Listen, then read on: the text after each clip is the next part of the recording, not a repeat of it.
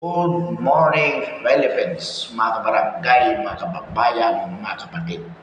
Ngayon po ay araw ng Huwebes, December 5, 2024. Malaki pong development dito sa impeachment laban sa Vice President ang naging announcement ng Iglesia ni Cristo na di umano sila ay naghahanda ng isang malaking rally upang ipahayag na formal ang kanilang pagtutol sa impeachment laban sa Vice Presidente and consonance with the pronouncement of the President that he does not support the impeachment of the Vice President.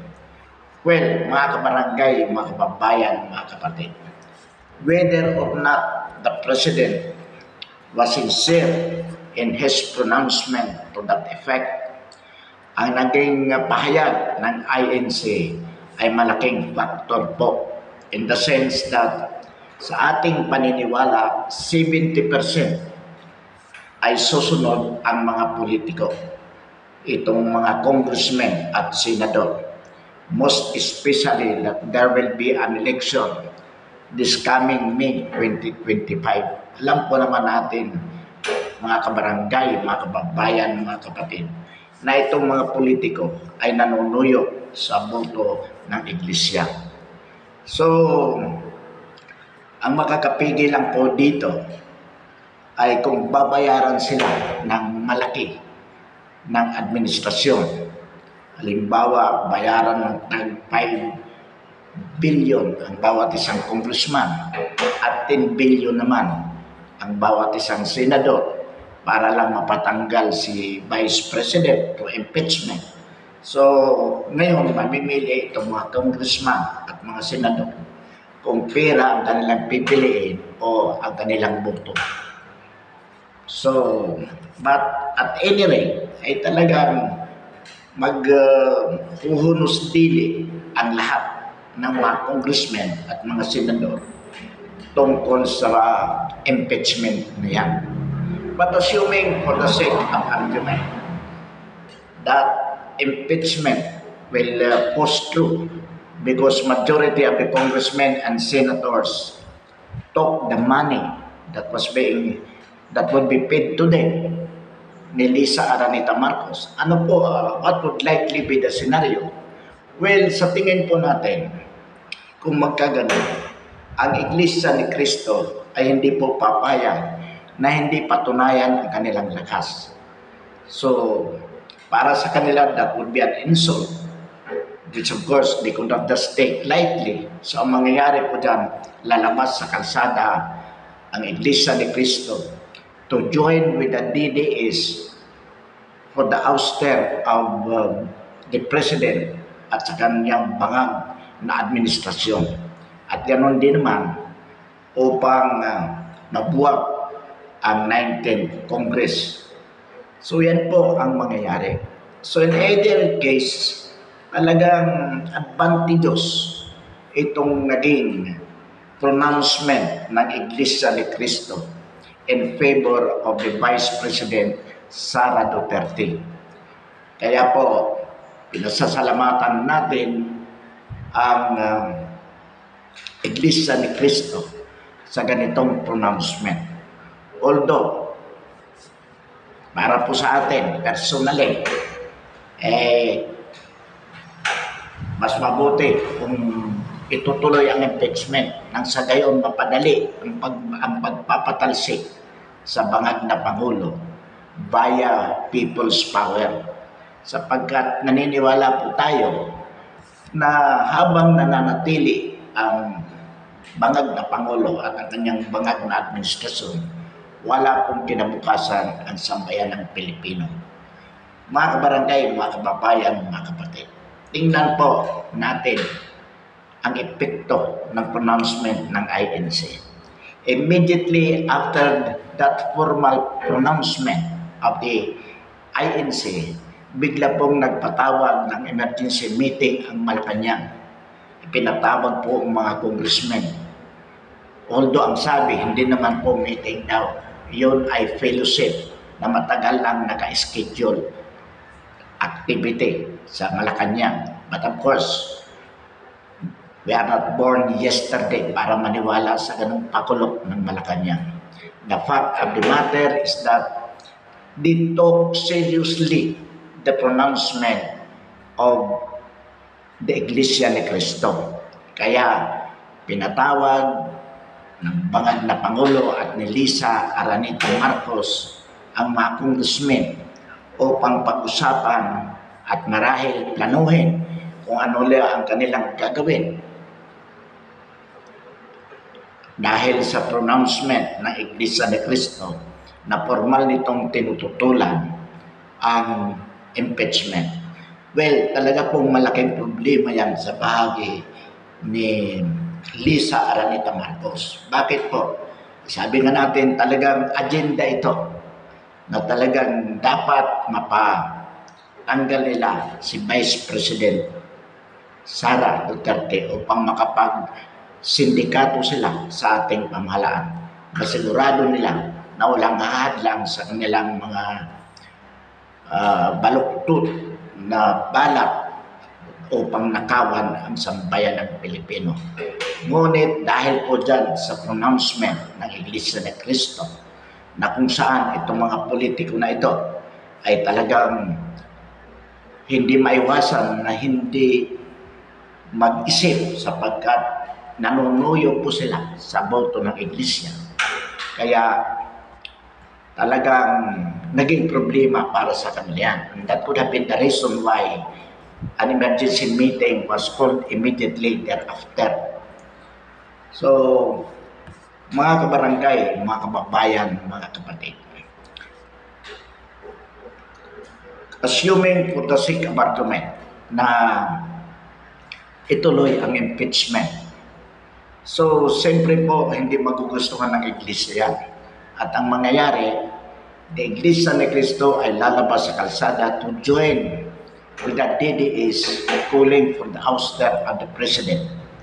So in either way, advantageous to Inday Sara ang ginawang announcement ng Iglesia ni Cristo. Bakit po? Dito pa lang, 70% na agad yan na deterrent on the part of Congress to stop the impeachment. Pag itinuloy man nila because of money, assuming they would be paid that much and they choose to get the money, mas mapapadali ang pagpapatalsik sa ating bangag na Pangulo at sa kanyang bangag na administrasyon. Sa totoo lamang po, personal na opinion po natin, mas maganda nga kung kanilang ituloy ang impeachment against the will of the INC sapagkat mas mapapadali ang pagpapatalsik sa ating bangag na Pangulo at sa kanyang bangag na administrasyon. Although of course,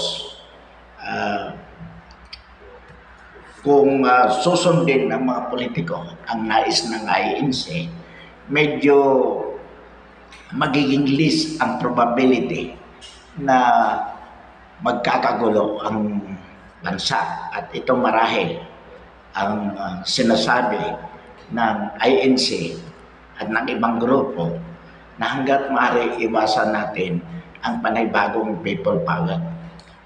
Pero sa totoo lamang po, ang problema dito,